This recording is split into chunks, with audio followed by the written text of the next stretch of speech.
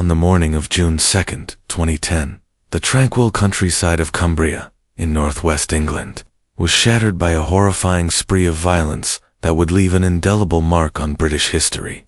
Derek Bird, a 52-year-old taxi driver from the quiet village of Rora, embarked on a shocking and seemingly inexplicable rampage, killing 12 individuals and injuring 11 others before taking his own life.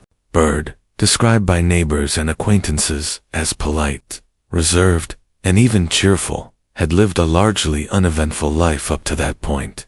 He was known on the Whitehaven taxi ranks simply as Birdie, a regular figure among local drivers. Recently, he had become a grandfather, a milestone that should have marked a time of joy, but instead, he spiraled into an abyss no one foresaw. The first of his victims was his twin brother, David Bird, with whom he reportedly had a strained relationship. David was shot at his home in Lamplugh. Soon after, Bird drove to Freisington, where he killed the family's solicitor, Kevin Commonson, another figure reportedly connected to ongoing personal grievances. By 10:20 a.m., Cumbria police had received emergency calls and launched an urgent response. Bird then made his way into Whitehaven, where he gunned down Darren Rucastle, a fellow taxi driver and someone he had previously joked and chatted with regularly. The killings continued as Bird drove through the rural towns of Egremont, Gosforth, Seascale, and surrounding hamlets, firing from his car at people seemingly chosen at random. Among the victims were Susan Hughes, Kenneth Fishburne, Jennifer and James Jackson, Isaac Dixon, Gary Purdom, Jamie Clark, Michael Pike, and Jane Robinson. The horror of the day was compounded by the randomness of many of the shootings. People, going about their daily routines, were suddenly and violently attacked without warning. In Seascale, for instance, victims included a man walking on the street and another individual driving his car, who crashed after being shot. Emergency services from across the region, supported by helicopters from nearby police forces and the RAF search and rescue team, scrambled to treat the wounded and locate the gunman. A major incident was declared at West Cumberland Hospital, and Sellafield Nuclear Reprocessing Plant went into lockdown for the first time in its history as a precaution. Derek Bird's dark journey came to an end near the village of Boot, where he abandoned his vehicle and disappeared into the woods. By 2 p.m., Deputy Chief Constable Stuart Hyde announced that a body believed to be Bird had been discovered alongside a rifle. The lockdown was lifted shortly afterward, though the impact of the events was only beginning to unfold. Investigators identified 30 separate crime scenes across a 15-mile stretch of countryside, making it one of the most complex and devastating mass shooting cases in British history. The incident immediately triggered comparisons to the Dunblane massacre of 1996 and reignited debates over gun ownership laws in the UK. Prime Minister David Cameron addressed the tragedy in Parliament, confirming the scale of the violence and expressing national sorrow.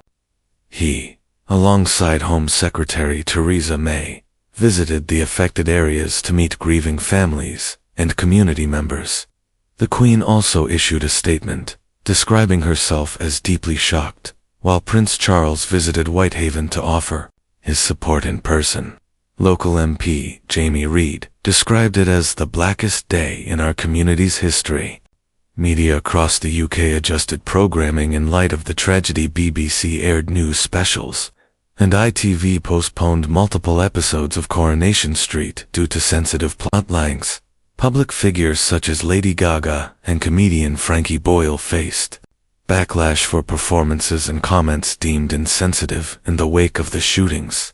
Meanwhile, memorials were quickly organized, including a national minute of silence and local services held in West Cumbria. Funerals were conducted throughout the following weeks, with communities rallying to honor the victims. But even as the nation mourned, the question remained: what drove a man like Derek Bird to commit such senseless violence? To those who knew him, Bird had always seemed like a quiet, kind-hearted man. Friends described him as sociable and even humorous, someone who enjoyed small talk, holidays to Thailand, tinkering with cars, and the occasional pint at his local pub, the Hound Inn in Born on October 8, 1957, Bird had no known history of mental illness. He lived alone in a modest, poorly maintained cottage in Rower, his home, visibly neglected, with peeling paint and unopened letters on the windowsill, including one from the Criminal Injuries Compensation Board. His twin brother, David, and other family members lived nearby in the village of Lamplugh, although Bird had split from his partner, Linda Mills, in the 1990s. They shared 2 adult sons, and he had recently become a grandfather, and event that those close to him said brought him happiness. But beneath this seemingly ordinary life, tensions had been mounting. Investigations revealed that Bird was under scrutiny by HM Revenue and Customs for potential tax evasion. Reports suggested he had secretly amassed £60,000 in undeclared income, possibly fearing prosecution and jail time. There were also rumors of a dispute over a family will, and claims that Bird believed he was being unfairly targeted by those around him. His decision to kill both his brother and the family solicitor may have stemmed from these simmering conflicts. Others speculated about emotional turmoil from a failed long-distance relationship with a woman in Thailand, to whom he had allegedly sent money before she ended the relationship abruptly. Still, no one expected such an outcome. Michelle Hay, the landlady at his local pub, described him as a normal bloke who enjoyed chatting and never seemed aggressive. Neighbors like Ryan Dempsey recalled him as approachable, someone who would sit on his front step, drinking tea and greeting people as they walked by. Another taxi driver who had known Bird for over a decade said he had never heard him mention firearms or seen him with a weapon.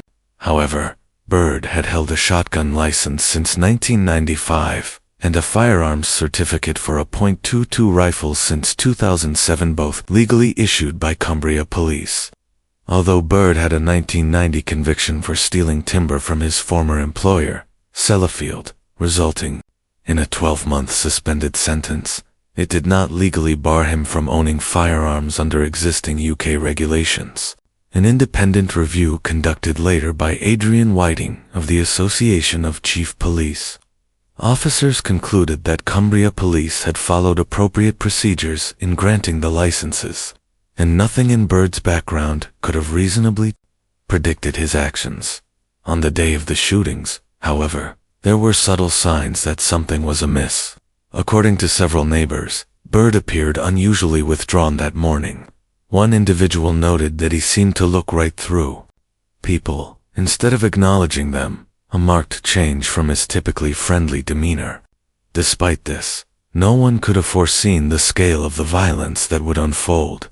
The calculated nature of his route, beginning with individuals he seemingly bore grudges against, then progressing to random passers, best suggested a tragic blend of personal grievance and psychological collapse. While the motives remained speculative, the combination of legal pressure, personal loss, financial stress, and possibly untreated emotional instability appeared to coalesce into a catastrophic mental break. For the communities affected, healing would take months, if not years. The shootings left a scar not only on the landscape, but in the hearts of those who had lived peacefully in the region for generations. Tributes poured in from across the UK. Victims were remembered as parents, spouses, and friends who had simply been in the wrong place at the wrong time. The tragedy also prompted calls for further strengthening of the UK's already strict gun laws. Though the official inquiry found no procedural errors in how Bird's firearms were licensed. As time passed, West Cumbria gradually returned to daily life, but the memory of June 2, 2010, lingered. Annual memorials and local remembrance events have since honored those lost, while discussions continue around how best to recognize signs of mental distress in individuals who may not present obvious warning signals. In the end, Derek Bird's story is not just one of a devastating killing spree, but also of missed warning signs, hidden burdens, and the unpredictable nature of human behavior. It's a sobering reminder that even those who appear calm on the surface may be fighting unseen battles in that early intervention and community awareness can play a vital role in preventing future tragedies.